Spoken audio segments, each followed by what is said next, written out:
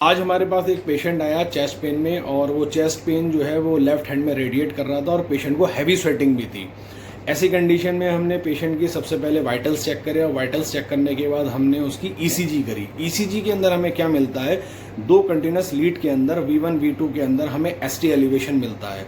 और जब हमने ST एलिवेशन देखा तो सबसे पहले हमने उसका ट्रोपोनिन T कराया।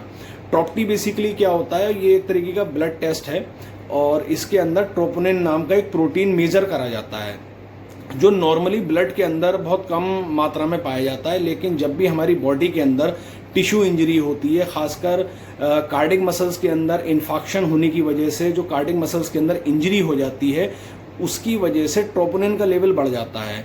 तो ये एक बेसिकली हार्ट अटैक का मायोकार्डियल इन्फेक्शन का इंडिकेटर है। तो पेशेंट का ट्रोपोनिन T पॉजिटिव आया तो पेशेंट को MI कंफर्म हुआ। उसके बाद हमने सबसे पहले पेशेंट को क्या कराया, हमने लोडिंग डोज देनी है। ऐसे पेशेंट में सबसे पहले हमें लोडिंग डोज देनी होती है। लोडिंग डोज क्या होता है, देखिए लोडिंग डोज के अंदर हमें 5 कॉम्बिनेशंस देने होते हैं, जिसमें नंबर 1 आता है क्लोपिडोग्रेल जो एक एंटी प्लेटलेट दवा है।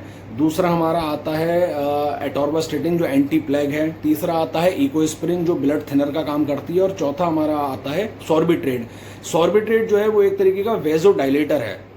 देखो, सॉर्बिट्रेट देने से पहले पेशेंट का बीपी कंफर्म होना बहुत ज़रूरी है। अगर कोई पेशेंट हाइपोटेंशन में है, 80-40 किसी का बीपी है, 90-60 से नीचे अगर किसी का बीपी जा रहा है तो हमें सॉर्बिट्रेट अवॉइड करनी है, क्योंकि सॉर्बिट्रेट बेसिकली क्या करती है, वो वेसल्स को डायलेट कर देती है और उसकी वजह से पेशेंट अनकॉन्शियस हो सकता है, उसका बीपी और ज़्यादा लो हो सकता है।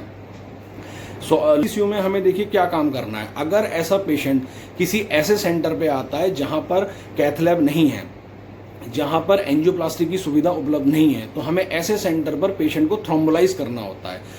थ्रोम्बोलाइज थेरेपी क्या होती है कि ये एक ऐसा इंजेक्शन होता है जो MI के पेशेंट में लगाया जाता है इमरजेंसी की कंडीशन में, और ये मायोकार्डियल इन्फेक्शन के अंदर होने वाले जो खून का थक्का है उसको डिसॉल्व करने में मदद करता है।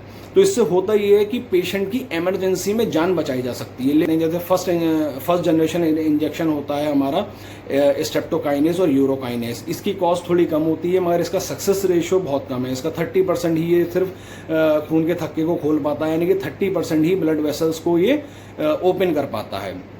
जो मॉडर्न थेरेपीज़ में जो इंजेक्शन आते हैं जैसे कि रेटिप्लेस वगैरह हैं, ये काफ़ी कॉस्ट इफेक्टिव होते हैं, काफ़ी कॉस्टली होते हैं, सॉरी, ये 40,000-50,000 की रेंज में आते हैं। लेकिन इसका सक्सेस रेशियो जो है वो 50% है, यानी कि ब्लॉक हुई हुई नस को 50% तक खोल देते हैं। तो लेकिन इस थ्रोम्बोलाइटिक थेरेपी करने के बाद भी आपको पेशेंट को एंजियोप्लास्टी